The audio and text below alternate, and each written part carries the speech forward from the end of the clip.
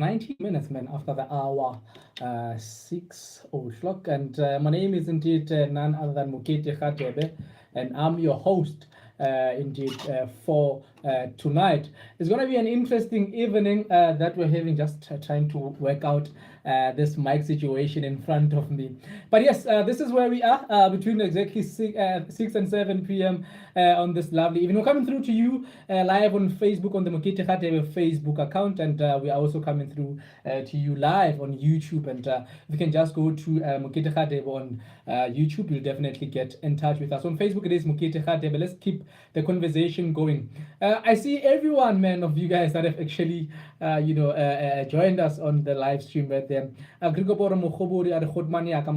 you so much, my brother, for joining us tonight. And of course, thank you so much to everyone that came through to join us. We've got an interesting discussion later on regarding, the passing of a former professor, at the University of Cape Town, a Professor Bongani Mayosi, who took his own life. But we're talking about that later on. On the line, we're now joined by... We had Lokota, and at this Lokota, a decision was taken that communities of practice, the COPs, must be developed to drive the entrepreneurship development at universities, and relevant stakeholders, including us at TUT, were invited. And there were three types of COPs that were established. One of them was the COP for entrepreneurship,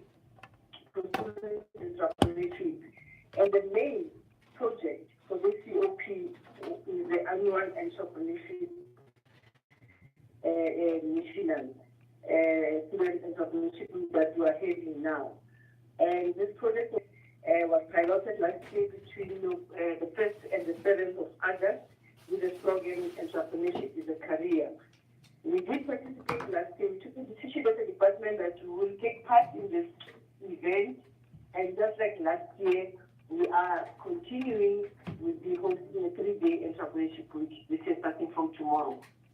If I'm a young student listening at this point in time and I really didn't know much about this entrepreneurship, what would you really say it's one of the pressing issues, or rather reasons that would urge me to come in and attend this entrepreneurship? And what sort of opportunities are underlying for a young person that will be attending this entrepreneurship session? Yeah, this is, like I said, it's a student entrepreneurship week. And on an annual basis, like last year, even this year too, we will be hosting on the second day, that's from Wednesday, a competition, business pitch competition by our students, all faculties, all faculties in the university. They will be pitching their business ideas, and there's a lot of prizes that the students will be getting. Maybe just to name drop, who are the prominent people that will be coming through? If you can just take us through this 3-day program, who will be when, and what impact can we expect from all those people? Yes, tomorrow, for instance, we are having one of the guest speakers, Mr. Katomolamu. Mr. Katomolamu, who is celebrated as a local TV soapy, from local TV soapies. He played in Generation as Nicholas.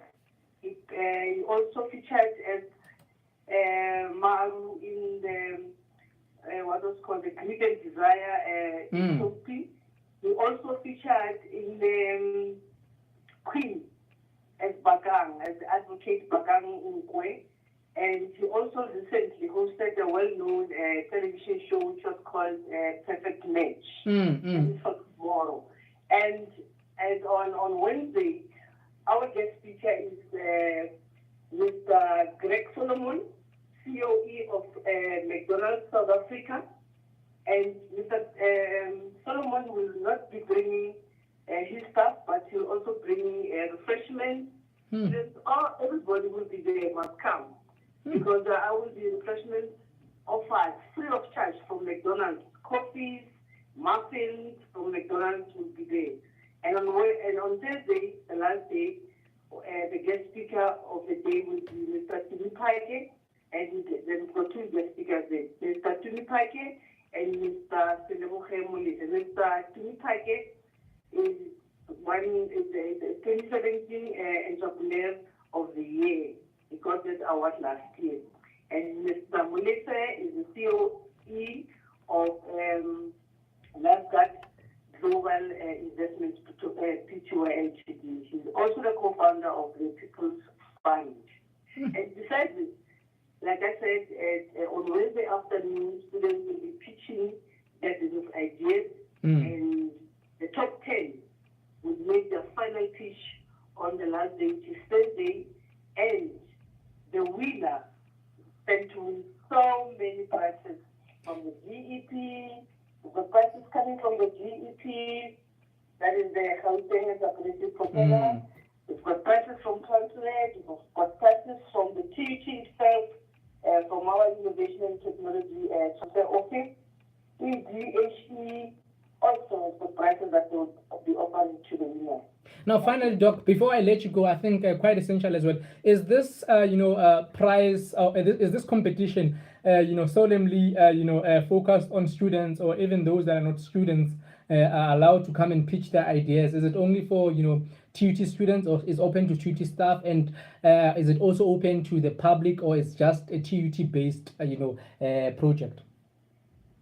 I must say, at this moment, we are trying to promote and support ideas on our students, all faculty, from all faculties.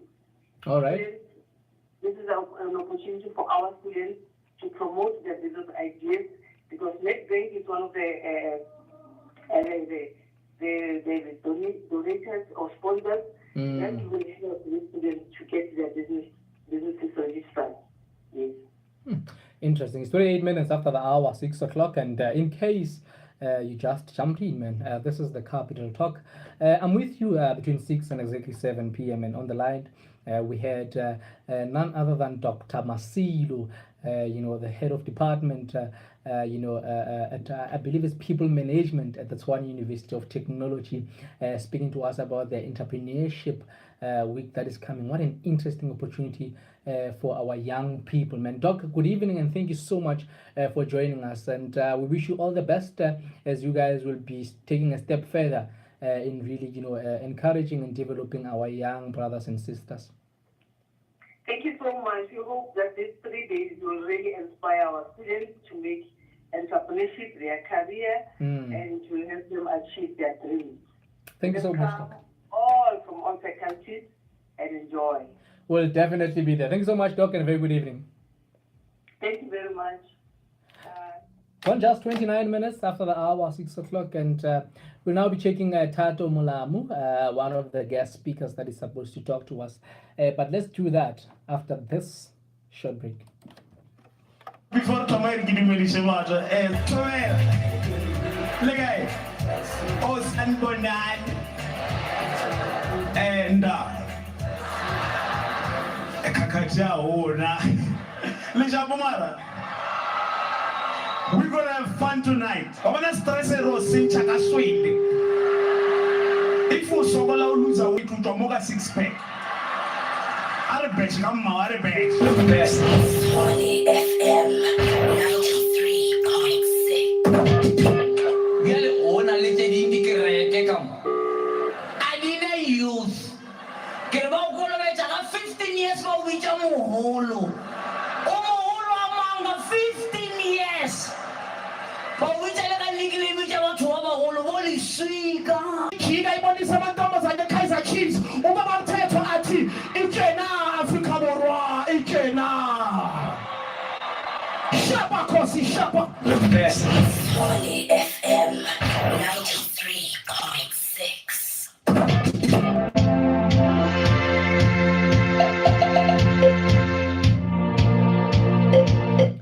Exactly 32 minutes after the hour, 6 o'clock, and in case you just jumped in, man, this is the Capital Talk between 6 and exactly 7 p.m. every Monday till Wednesday. We're still with you discussing numerous issues that are happening in and around our society. And of course, just looking at, of course, our bigger question tonight is, as an African society, are we giving depression the necessary attention that it needs. And of course, we're speaking this after a big public figure has actually committed suicide or took his life. The death of especially as the black community. Yeah, first of all, in the black community, we tend to think that things like anxiety and depression are white people's illnesses, Whereas we do know, we in the field do know that depression doesn't choose race, color, education level, wealth level. Anybody can suffer from depression. In fact, statistics show that 1 out of every 10 adults, as we speak, is suffering from depression, which is severe enough to warrant attention and treatment. But then again, the problem is that we, in the black community, we tend to stigmatize people with depression. We think of them as being cowards or people who can't stand up for themselves. And sometimes, in this case, unfortunate case of the cross, he's a human being, like all of us, and he was attacked by depression. Whether, it has been preceded by certain circumstances or not, in the end, it was depression, it needed to be treated. So, and I want to correct that he didn't decide to just commit suicide. He had just reached the end of the rope in terms of his thinking, in terms of his wish for life, which is an illness. So for me, it's very sad to hear that so ended their lives, because I know the underlying problem is depression. And what he said is that depression can be treated. We have a wide variety of medications and things that we can do to help people with depression. It's 37 minutes after the hour, 6 o'clock, and this is the Capital Talk between 6 and 7 p.m. On the line, we're joined by Dr. Shabalala as we speak about the case of the late Professor Bongani Mayus. As an eye-opener to the bigger conversation around depression. Doc, I just want to also bring in numerous things that might perhaps have an influence on society. A lot of people have actually pointed to religion and perhaps some of our traditions to actually have had a role in our stigmatization or our stigma towards this, and of course maybe our beliefs that are at times narrow-minded and seems to actually undermine depression as big as it is. Could you perhaps believe that this is true, that traditions and our beliefs and perhaps to somewhat extent religion has a role to play in in this resistance to really believe that depression exists? Yeah, look, as black people from time immemorial, we've been living in large communities, and because we're living in large communities or extended families, we tended to give one another support, through difficult times. These days, as you can see, society is moving, and a family maybe it's composed of just mom, dad, maybe 2 or 3 kids, and we want to live in that kind of society. We no longer stay with and stuff like that. And those are the people that would have probably helped, in terms of us not feeling good. Whether they help by advising one to go to see a traditional leader or to go and see a pastor, whatever it is, it was some form of help. But these days, we living in sort of, if you like, semi-isolated structures. Even in the township, you get a house where there's 2 people living in there, and then the kind of support that one needs in times of grief, sorrow, and depression may not be what it should be.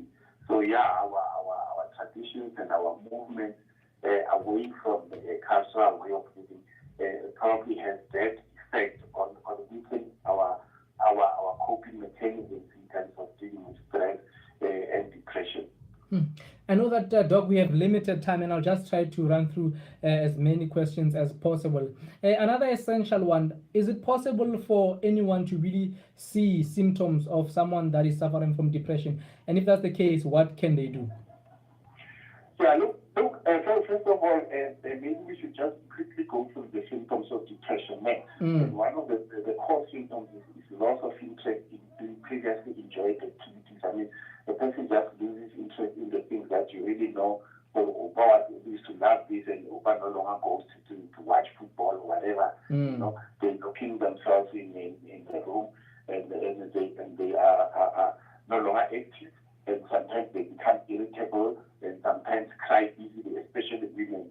When it's men, they just become irritable. And then you also watch for people who were drinkers, but suddenly start drinking heavily, you know, all of a sudden. Those are signs of depression. And they oversleep, or else they don't sleep at night, you know, or sometimes they don't eat, they lose weight, and sometimes they overeat, you know. So you should know your person, you should know the person that you are close to. And one should really tell them, listen, or I think you need help. And what you will experience is that usually people with depression are in denial. No, man, I'm fine, you know. But I think the question here, the issue here is to insist when your gut feels tells you, look, things are wrong here, you should really insist on getting them help. And this day, got hospital, nearby clinics, social workers, psychologists, you know, pastor, you know. You can go to those people, they will help. And I want to say that when a person is feeling down, we should avoid saying you're not alone. Because at the time, they are in a dark space. They are alone. They are in a dark space. They don't see any future, you know. And avoid things like when I put yourself together. Or avoid things like, you know, or that guy in here. Because that thing at that time is really personal, it's deep, and it's aching, you know.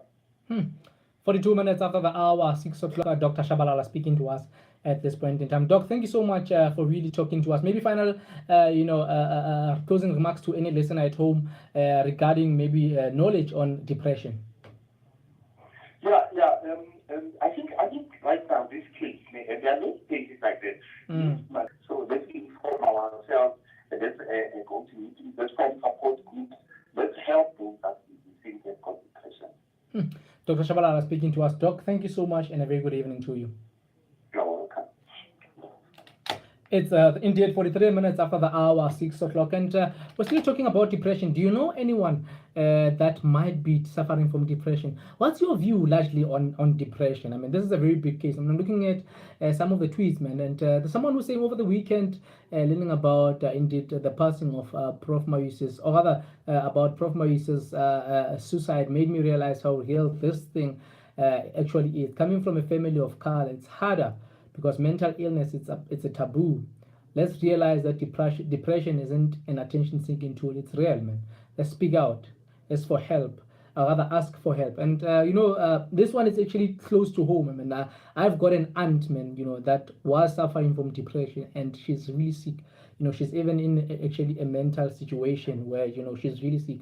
So it's for some of us, it's actually something that we've seen, and for the longest of time, we still think that but really, depression is real, and as Black families, I think we need to start educating ourselves and still start, taking an initiative to really give it, the necessary attention, get knowledge, and if you see someone, reach out, man, reach out, and as the doc was saying, sometimes our reaching out is not proper because of we say the very same things that they don't want to hear. You can't tell someone that is depressed to pull themselves together. Find other ways, go to experts and find the person help, Also, Hoshia Lebowa says UCT cardiologist Professor Bongani Moise took his own life. He struggled with depression over 2 years. Guys, depression is indeed real. It doesn't discriminate. It's mainly common among high-performing individuals. Depression is real and it kills. I mean, you could imagine, when you think that people are actually happy because of at the peak of their career, it's actually not the case. It doesn't choose. I know right now. Depression is depression.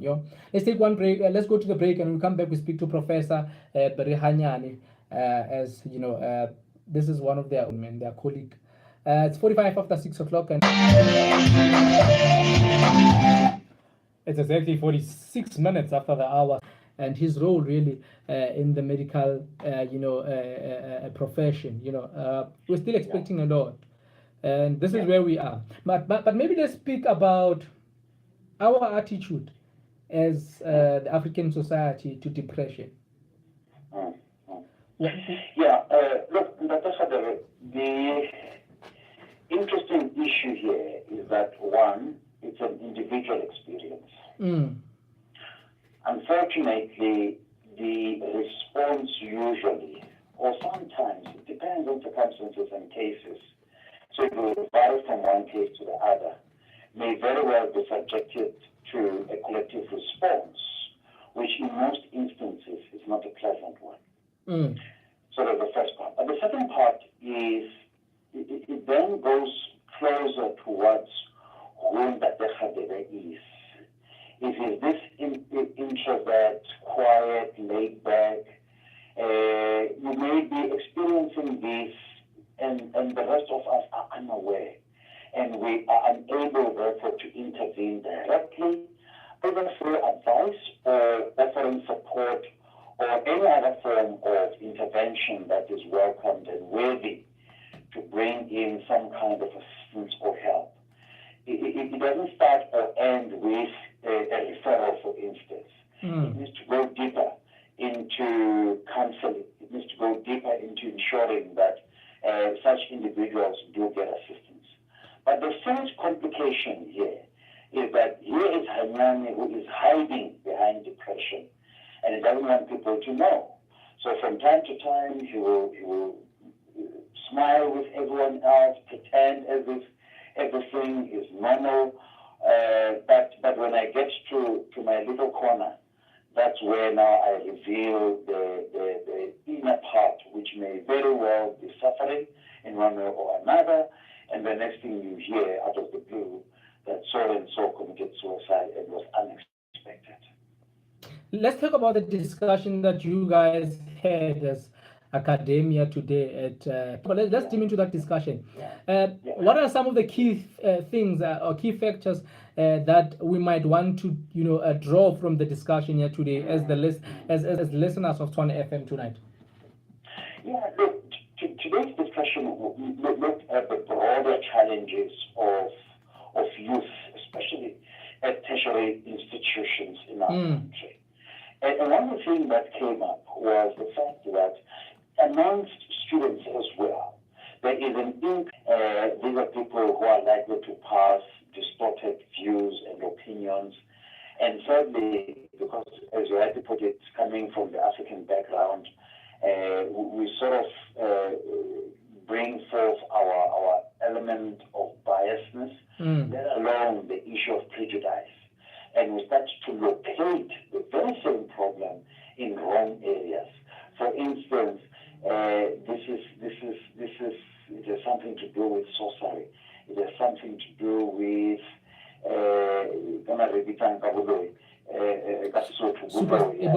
superstitions. Yes, we elevate it to that level. This is what we, as I've said before, which may very well result in further complicating this whole issue as we seek to understand it. Gone exactly 5 minutes, rather 56 minutes after the hour, 6 o'clock. For a moment, I felt like the former president of the country saying numbers inappropriately. 56 after the hour, 6 o'clock. On the line, we're still joined by Professor Barry Hanyane. Prof, before we talk about, briefly before we get into the politics of Zimbabwe,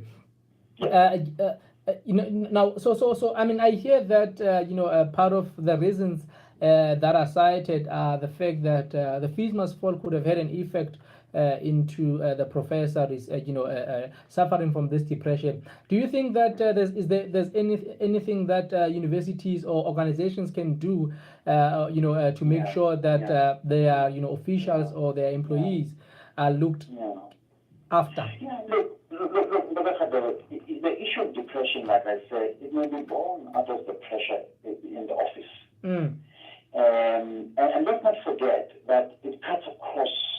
It's not only in the domain of academia. Yes. Those who come from commercial research industry will tell you the amount of pressure that they go through.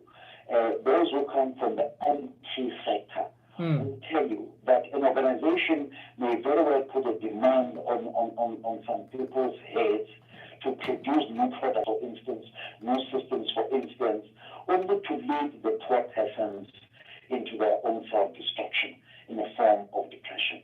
So it's a point 21st century organizations, whether it's in the public service or in the private sector, to create detection systems as and when people give signs of unhappiness.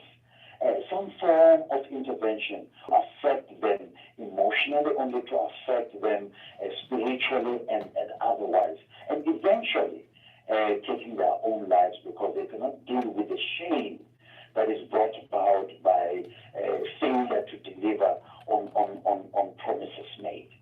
So it's a bit complicated, it's not easy, but yes, most institutions have wellness programs, wellness offices. We need trained individuals who can assist. We need organizations that are responsive to these new challenges, and it's there. For Africa to want to be a developing nation, it simply means that in certain sectors, in certain offices, in certain portfolios, there will be this constant pressure. And as workers, we need to be aware of it, and we need to have a sense of recourse in dealing with the negative influence that is brought about by the whole situation. Gone exactly 59 minutes after the hour, 6 o'clock. And this is where we end it. We're back again tomorrow evening between 6 and 7 p.m. For now, we make way for Cap City Nights coming through between now and exactly 10 p.m. Prof, thank you so much for really engaging with us tonight, and a very good evening to you, sir. Much appreciated, sir, and a very good evening to your listeners. Thank you so much, Prof. And of course, as we, really, send out, or rather pay condolences to the family of Professor Bongani, Mayosi, as they've really, being faced with this difficult situation. Our prayers are with them, and we hope that they'll find closure and really they can, heal and find comfort in the Lord during these trying times. It's exactly about that time where I make way for Cap City Nights, and I'm leaving you with this one. I'm a blesser. It's Mlindo featuring Maporisa. Good evening.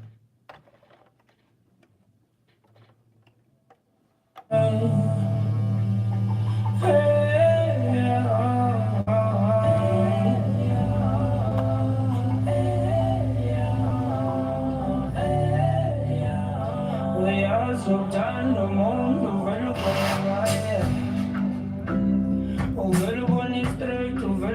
mshado ngishuma wezane impilo yakho yonke iphelele wena munaye bathi yena ufuna mina ngizazi ngithina